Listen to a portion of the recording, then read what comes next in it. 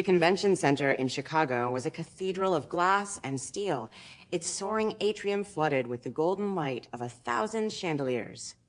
The air hummed with the electric energy of ambition and the clinking of champagne flutes. This was the International Architectural Excellence Awards, the most prestigious ceremony in the industry. And I, Cassandra Vance, the prodigy who had designed the winning building, a sustainable skyscraper that had redefined the city skyline, was supposed to be receiving the gold medal. Instead, I was about to watch my fiancé and my assistant steal everything I'd ever worked for. I was wearing a gown that had taken 3 months to create, a cascade of emerald silk that pooled around my feet like liquid jade. My hair was swept up in an intricate chignon, a diamond tiara, a gift from my fiancé, Julian, sparkling among the strands. Julian Sterling, the CEO of Sterling Architectural Group, the man who had promised to love and cherish me forever. He was standing at the podium, his hand resting on the shoulder of my assistant, Penelope, who had been my confidant, my right hand, the woman I trusted with my deepest secrets. Ladies and gentlemen, Julian began, his voice resonant and practiced. I am honored to accept this award on behalf of Sterling Architectural Group. But I must confess, this building was not my vision alone. IT was the vision of a woman who has been the silent genius behind my success for years. A woman who has poured her heart and soul into every project. A woman who deserves this recognition far more than I do. I felt a surge of warmth. Julian was going to acknowledge me. He was going to share the spotlight. He was going to... Penelope Hart, Julian announced, extending his hand toward my assistant. The brilliant architect who designed the Sterling Tower, the woman who has been my muse, my partner, my loved, I am proud to announce that Penelope and I are engaged. And I am equally proud to announce that I am dissolving my partnership with Cassandra Vance, effective immediately. She has been a distraction and a liability. A woman who rode on Penelope's coattails for far too long. The crowd erupted in gasps. The cameras swiveled to me. I felt the blood drain from my face. MY hands trembled. MY vision tunneled. Penelope stepped forward, her face radiant with triumph. She was wearing a gown that was a near replica of mine, only in white. White for purity, white for victory, white for the bride she was about to become. I'm sorry, Cassandra, Penelope said, her voice dripping with false sympathy. I never meant to hurt you, but Julian and I, we've been in love for years. We were just waiting for the right moment to tell you. And this award, it's the perfect moment, don't you think? A celebration of our love and our shared genius. I walked to the podium. My heels clicked against the marble floor. The crowd parted, their faces a blur of shock and morbid curiosity. I climbed the steps and faced my fiancé and my former assistant. Julian, I said, my voice steady despite the chaos inside me. You stole my designs, you stole my research, you stole my reputation, and you stole my assistant, but you didn't steal my soul. I am the architect of the Sterling Tower, but I am the genius behind the sustainable skyscraper. I have the blueprints, the patents, the time-stamped files. Every single line of that building belongs to me. And I am going to prove it. Julian laughed. IT was a cold, dismissive sound. Good luck, Cassandra. I've already filed patents in my name. I've already transferred the intellectual property to the firm. You signed a non-compete agreement. You signed over your rights. You have nothing. You are nothing. Penelope stepped closer. Don't make this harder than it has to be, Cassandra. Just accept it, walk away. Start over somewhere else. You're young, you're talented. You'll find another man, another job, another life. Just leave us alone. I looked at them, the man I had loved for 6 years, the woman I had trusted for 10. They had planned this. They had been planning it for years, the affair, the theft, the betrayal. They had used me, milked me dry, and now they were discarding me like a piece of trash. I reached up and pulled the tiara from my hair. I held it out to Julian. You want to destroy me, Julian? You want to take everything I've built?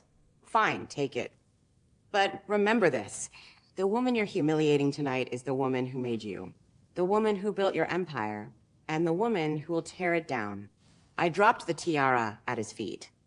It clattered against the marble floor and I turned and walked away.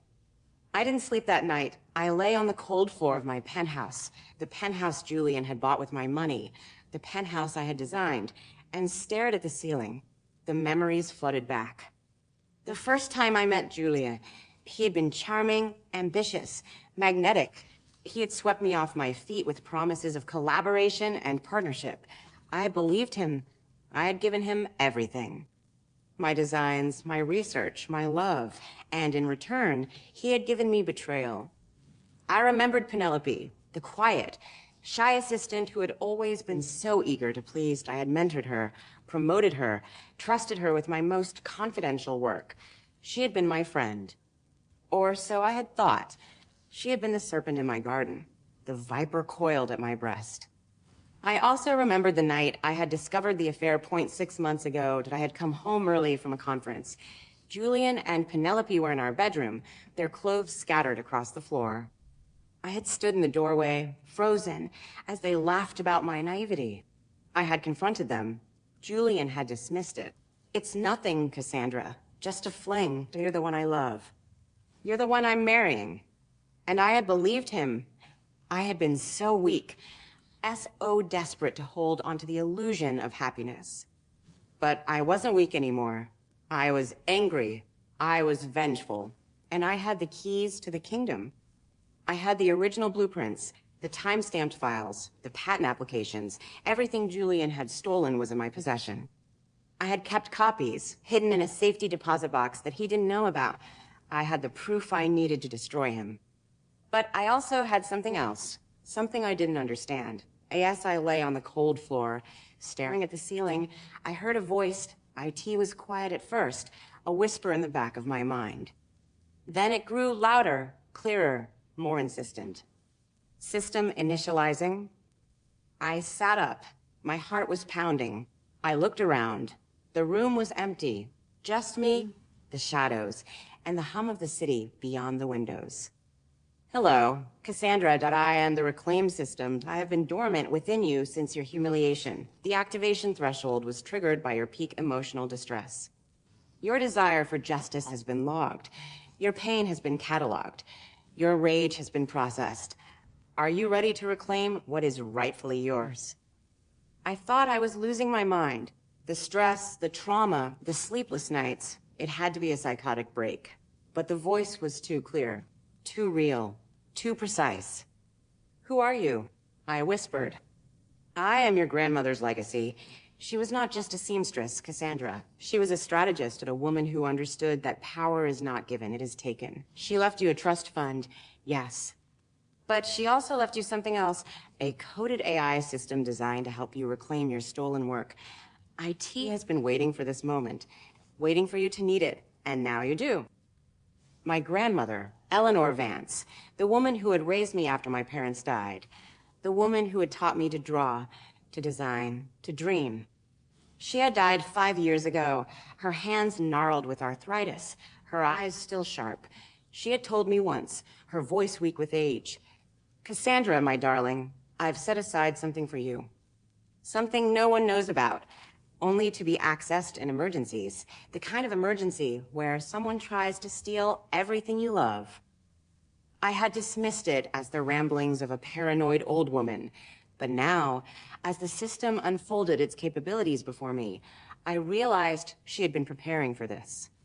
She had known the world would try to break me, and she had given me the tools to fight back. To access the full system, you must complete a series of tasks. Each task will bring you closer to your ultimate goal, reclaiming your designs, destroying Julian's reputation, and exposing Penelope's betrayal. Do you accept? Yes, I said. My voice was steady. Yes, I accept. Excellent. Your first task, reclaim your voice. Write the truth about Julian Sterling and Penelope Hart. Publish it on every platform you can access. Do not hold back. Let the world see what they are. Reward, access to financial records. I had nothing to lose. The next morning, I sat down at my laptop. The cursor blinked at me. A silent invitation. I started typing. The words poured out of me like a dam breaking. Every lie, every betrayal. Every theft, I posted it to every social media platform, to my blog, to the comment sections of every news article that had celebrated Julian's award. The internet exploded.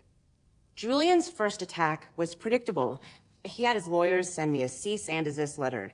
He went on television and called me a bitter ex-fiancé with a vendetta.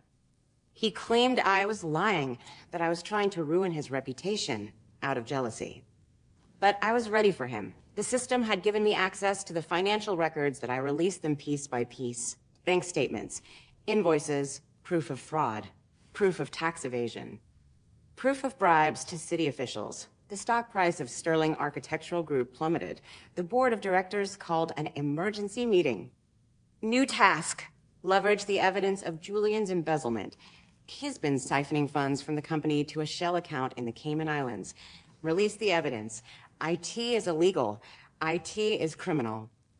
I didn't hesitate. I released the evidence, the bank records, the transfer logs, the testimony of a whistleblower who had worked for Julian for years. The FBI launched an investigation. Julian was arrested at his own office.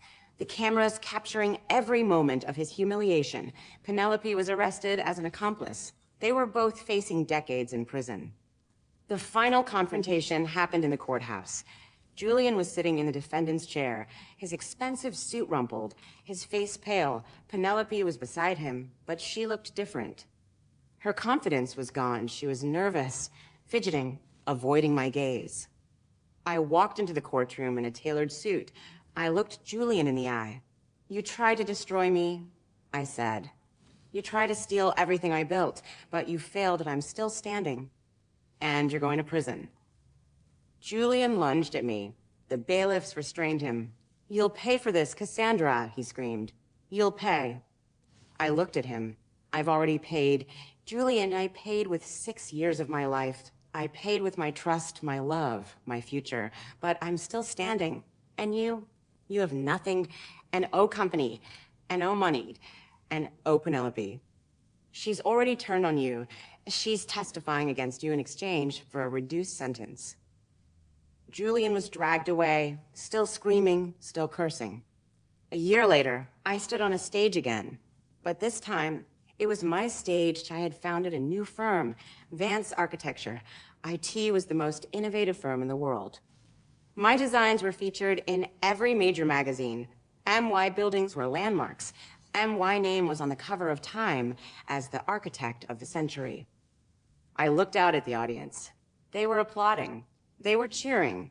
They were celebrating me, the real me, not the imposter, not the stand-in, the woman who had reclaimed her power. The future was bright, and it was all mine.